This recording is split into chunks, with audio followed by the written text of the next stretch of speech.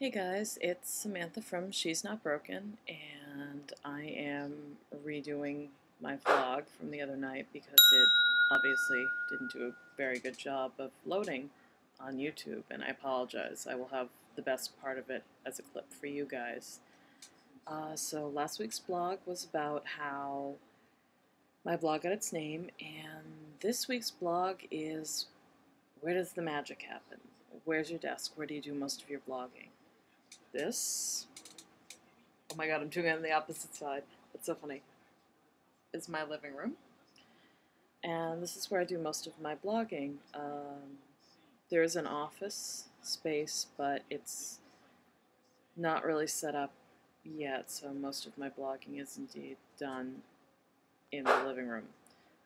It's convenient because this is my nursing chair, and I have a nursing stool on the floor as well. So I can also read blogs while I'm nursing Piggles. As for a tour of my space, it's remarkably uninteresting. Since I'm using the laptop, it'll be easier for me to bring things to show you. I have the ubiquitous pump that I spend a lot of time with to make sure I have a freezer stash, and that I eventually hope to donate because I don't need several gallons of milk in my freezer. I have other exciting things like baby nail clippers, binkies, a hair comb because I was doing my hair here earlier. Let's see what else. My daughter's teething necklace that I should remember to put on her more. And a great deal of straight pins, which will be explained in a minute. Tonight, because it's Wine and Wine Friday, I also have a beer, and it is a really good beer. If we turn this way without knocking everything over, and hopefully without me getting out of the shot too much. The other things that are in my desk area generally, my flat iron that I have learned how to use, as we can all tell by my glorious hair because I'm too lazy to wash it tomorrow morning.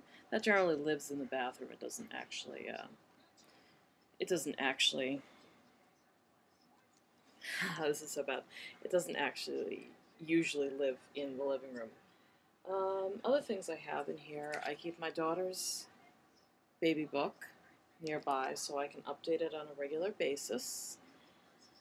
I have, let's see, I have my latest sewing project, which I probably won't actually be able to wear until after I'm done nursing because it would be very difficult to nurse in this. I just finished redoing all the stitches on here, and my next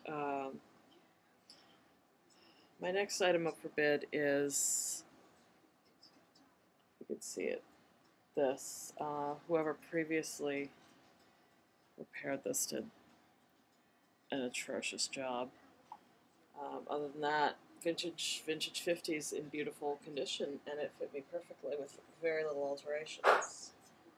I tend to keep my Bible nearby, because this is also where I do most of my crafting. Let's see, I have lots of magazines that I haven't read. And then we get into the all-important baby things. I have the teething toy.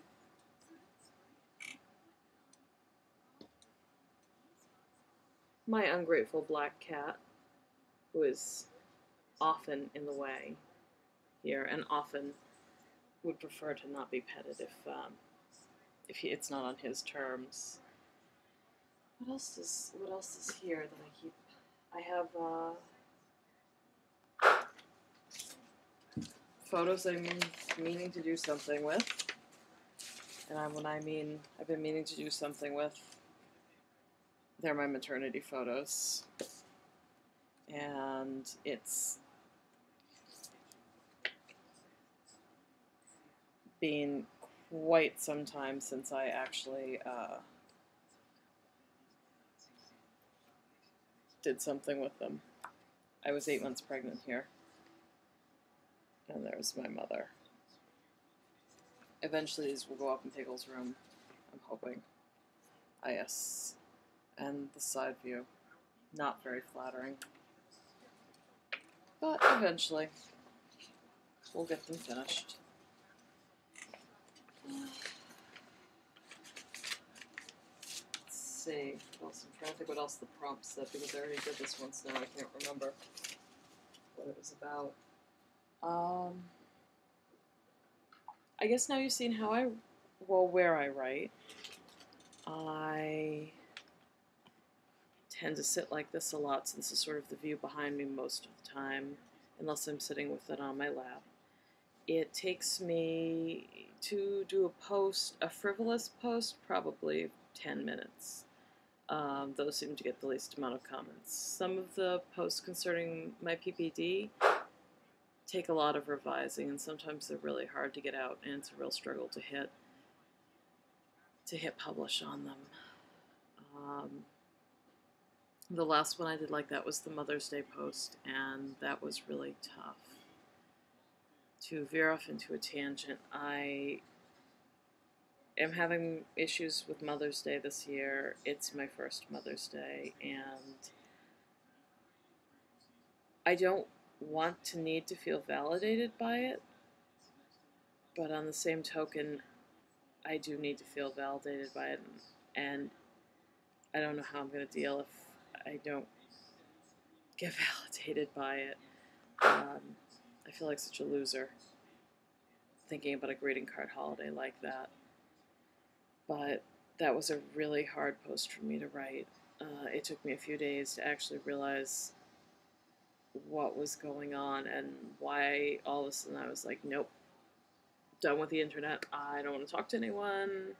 I will be accessible by phone and email only, and that's it. I'm gonna cave troll it up. So I'm still kind of dealing with those feelings. There's a lot else going on that I will probably discuss more after it happens. It's not something to discuss quite yet. Other posts take days. Some of them I don't write, I don't finish. I'll start, but I don't finish. I don't delete them, just on the off chance I actually do them again, or I want to steal and finish another article with them. I do try to write a couple of posts a week, and I do queue things, which is what I like about Blogger, that I have things waiting for when I get like this and I don't feel like writing. I think that's basically it. Oh, my computer does not sit on a desk. It sits on a really lovely mid-century teak end table that was my grandparents'. And I will someday have to get some kind of desk with wires, a wire trapper, because Miss Pickles has definitely started dragging herself very quickly towards things. She's currently like living with a very fast zombie. So we're childproofing. I don't know, guys. Do you have any questions about my workspace? If not, thanks for listening, and I'll see you guys next week in the next bonus vlog. Have a great weekend and a great Mother's Day.